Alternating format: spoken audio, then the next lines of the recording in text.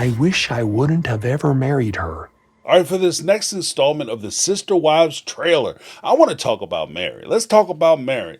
Woo! Everybody ignores Meri and pretend like she ain't real, but Meri is raw. She's keeping it raw. Okay. Now, Meri, the first introduction we have of Meri in the trailer is her sitting on the couch with her friend. This person whom we've never seen on the show before. This is a new friend. This isn't Jen. This is a different person. And she tells her, like in this excited way, that Kody and I's marriage is officially over. Hello? That's not new news. That's not even fake news.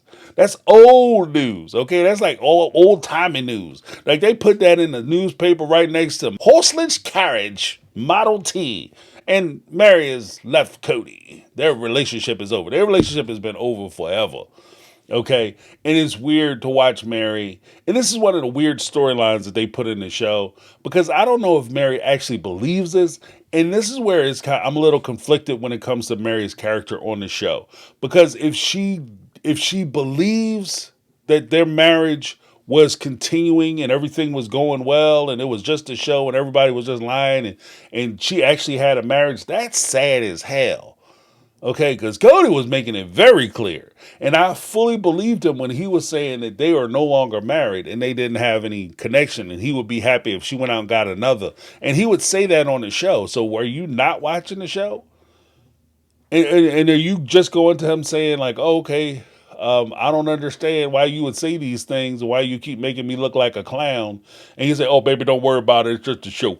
And you would go along with that. So I'm very conflicted when it comes to Meri. Now, one of the things that Kody and Meri did during the episode, or at least during the trailer, was they sat there and they were having a conversation.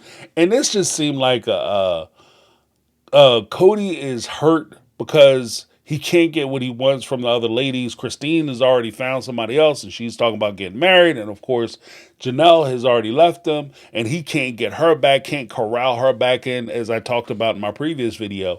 So he can't get Janelle to come back. He can't get Christine to come back because she's already gone. And now he's just going to the person that he feels like he can hurt. He can say nasty things to, and he takes for granted that when he says these things to her, she's not going to be able to say anything to him. And there's a reason why this is the case. And this is what I feel. One, when it comes down to it, Kody has been mentally divorced from Meri for years. So he doesn't have the same ties that she has to him. He doesn't have the same loyalties that she has to him. And she certainly doesn't have, he certainly does not have the same consideration for her feelings that she has for his feelings. She calls it loyalty. There's some fans and people who watch the show that calls it foolishness. Okay? You're loyal to somebody who has absolutely no loyalty to you. There's no valor, glory, or honor in maintaining a position of loyalty to a person, not an institution, but to a person who doesn't have any loyalty to you. The only way somebody can walk all over you is if you lay down for them first. And in this particular situation, I'd love to sit here and talk about what a bastard Kody is because he's been leading Meri on and tricking her and fooling her. But he's been telling her that the relationship is over. And if he hasn't been telling you directly, he's been getting on TV and telling everybody who would listen that that relationship is over. He doesn't care about her. He doesn't like her. She makes him upset. There's things that she does that nobody knows about that he can never go back to her. These are things that he said on TV. If I had somebody whom I was dating or married to and they were going behind my back saying that to 3 or 4 people, I would have an issue. If you're telling your closest friends that this relationship is over, I don't want to be with James no more, that sucker. Oh, I can't stand him. Ugh. And all that. And then I'll find out about it. Our relationship is done data. There's nothing, because I can't trust you. And trust for me is just as important as loyalty, because technically, how am I loyal to somebody I can't trust? And he's demonstrating that if at best interpretation, he was lying to her and telling her this, the things he was saying to her didn't mean anything. That's the best possible interpretation you could have that would excuse why she would think that he was still invested in a relationship. And this gets to the subject of perspective, because she's saying something that means something to her. Okay, we were married and the relationship was the relationship, and the idea that we were married and we had that bond and that union, that meant something to you. That's your perspective. In his perspective, it doesn't mean anything. You saying that you were married to him and you guys shared this love affair, he didn't see it as a love affair, or more to the point, whether he did back when you guys first got married or not, whether he did last week or not, it doesn't matter, because today, the Kody you're dealing with today, the person you're talking to today, doesn't think of you the same way that you think of him. He's a different person. And he sees the relationship completely different. So it doesn't matter how much you cry and explain to him that this is what it meant to him. He doesn't believe you. And that's part of the problem that I have with this particular scene. Not problem, but this is what I see in this particular scene. Is that she's saying these things and she's there trying to heal a relationship. And even if you give her the credit and say, okay, she's ready to move on, she's ready to forsake this relationship, this marriage, he's in a position where he's not there to heal anything. He's there to hurt you. Hurt people hurt people. And he's there with a hammer. Okay, he's not trying to heal anything. He's there to say nasty things to you and make you cry. He's trying to make you upset. That's his goal. And he wants to hurt you to make you go away. And here's the weird part about it. He wants Christine and Janelle to come back, and they refuse to come back. So he wants to make you, if he can't have the people that he wants, he doesn't understand why the person that he doesn't want keeps coming back. I want them and you keep showing up. So I need, I'm going to say some wild, nasty things to you and you're just going to take it. And this also gets into the weird part about it, because this is similar to when you're suffering and making sacrifices to make someone happy. And if the other person doesn't respect you or they don't appreciate the sacrifices that you're making, particularly if they think you are going or giving them what they are owed. You owe me this thing. You owe me your loyalty. You owe me your womb. You owe me your time. You owe me your money. Because I'm I'm gracing you with my presence. You owe me these things. Transactional, yes. But these are things that you owe me. These are my things. So no, I don't give you credit for giving me the things that you owe me and giving me my stuff. And that's how it comes off to me, how Kody is treating Meri. He's taking her for granted. I mean, this is beyond taking her for granted, really. So ultimately, they don't see your sacrifice as a sacrifice. They see your sacrifice and the things that you give to them as a duty that you owe them. And when we talk about how do you see this coming, or how do you avoid this? It's just merely a matter of assessing your relationships. You see people for who they are, not who you want them to be. You see your situation for what it is and not what you hope it will be one day. This is your situation today. You can't be in love with the Kody from 20 years ago, 30 years ago, the bebopping, good-looking guy that kind of bounced into your church and took everybody by storm because of his personality, was so outgoing, and that's something that you weren't used to. You have to take him for the grizzled-ass old man who's sitting around talking shit to you the entire time. That's the Kody that you have to deal with. Not the 19-year-old or 20-year-old Kody. You're dealing with the 50-some-odd-year-old middle-aged man who's sitting there upset because he can't get the things that he wants. And because he can't be happy and can't find contentment in his life, he's going to make your life hell. And you have to assess that. So I think that's a thing. And it's also implied that Kody wishes he never married Meri. And that's one of the things that he kind of said, oh, you married the wrong person. And that was something that he knew was going to hurt Meri. It was going to set her off. And he was okay with it. And that says something about his character, because he was married to her. And there's a point where you're just making points to make points because you're trying to express yourself. And there's another point where you're being cruel. There's a big difference between honesty and cruelty.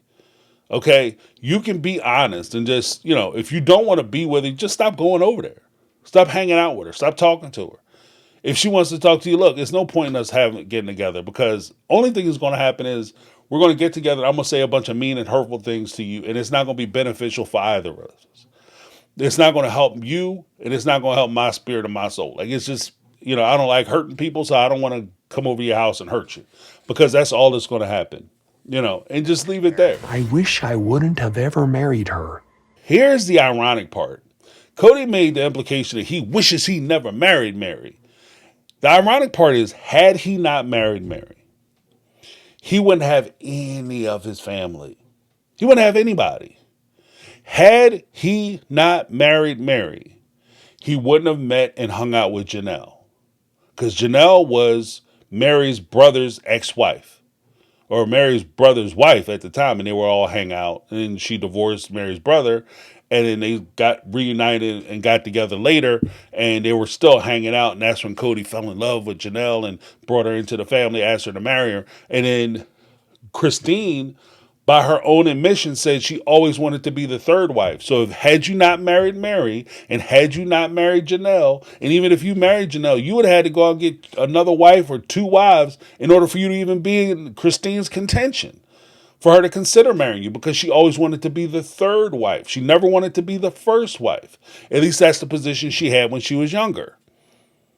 And of course, if you never married Christine, let's keep it all the way a stack, you never would have been in a situation where you would be on a TV show, because she was able to get on that TV show because of her involvement with that organization that was trying to bring polygamy into the mainstream.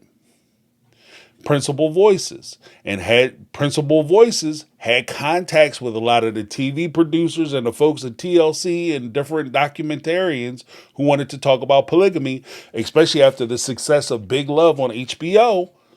And because that happened, TLC rolled out that idea for this show, and the producers rolled out the idea for this show, and you were able to get this show.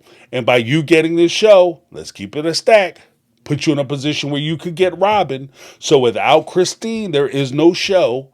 And without the show, there is no Robin.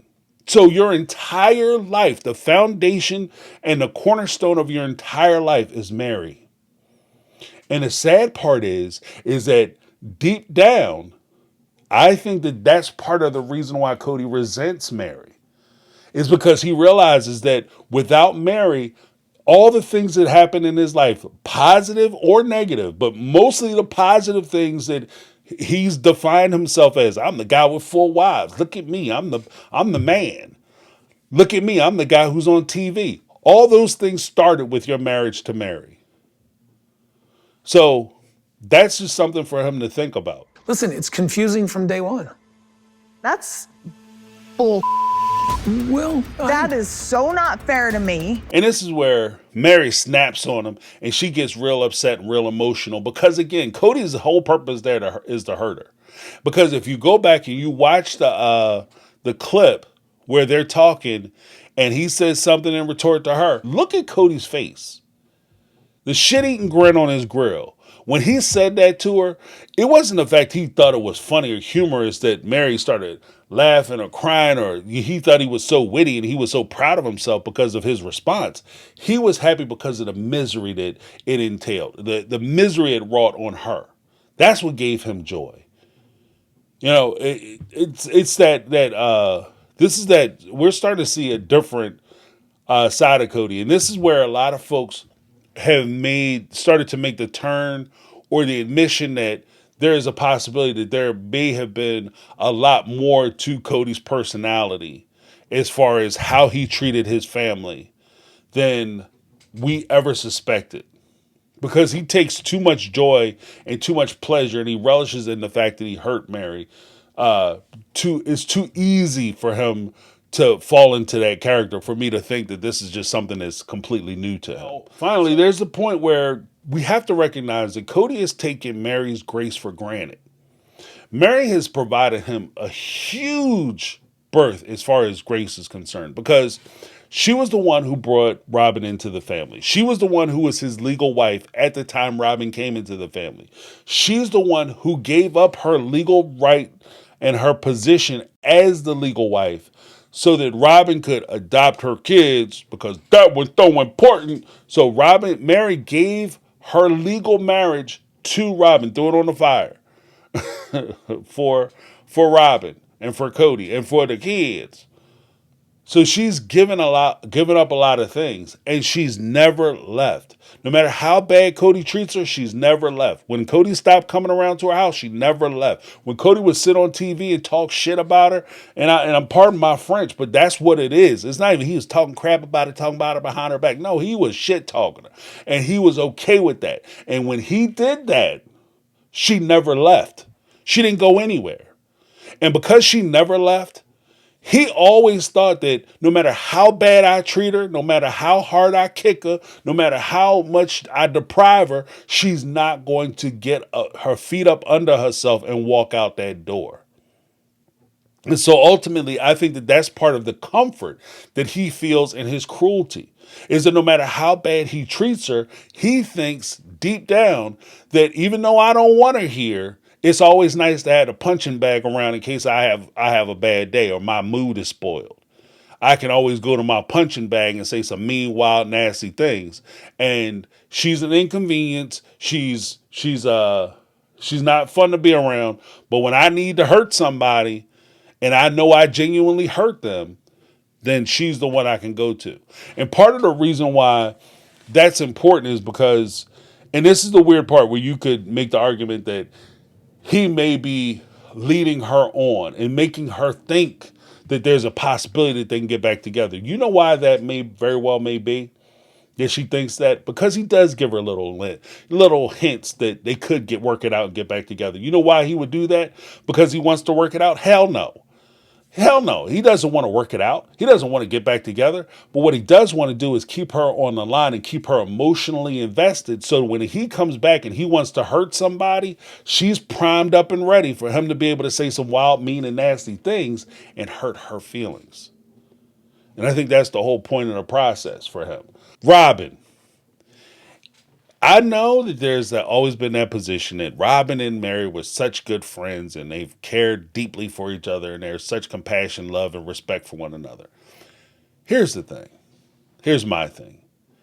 If Kody loves Robin so much, he loves Robin so much, and Meri is Robin's friend, and Meri is important to Robin, why would Kody feel comfortable going out of his way to mistreat Meri?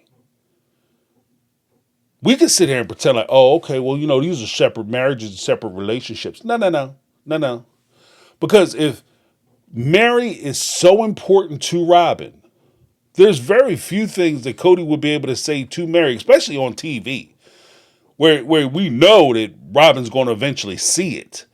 Whether it's she watches the show independently and then goes to the tell-all, or she gets to the tell-all and Suki looks her in the face and say, well, Robin, what do you think about this? And they show it on the screen of Kody being cruel and mean to Meri.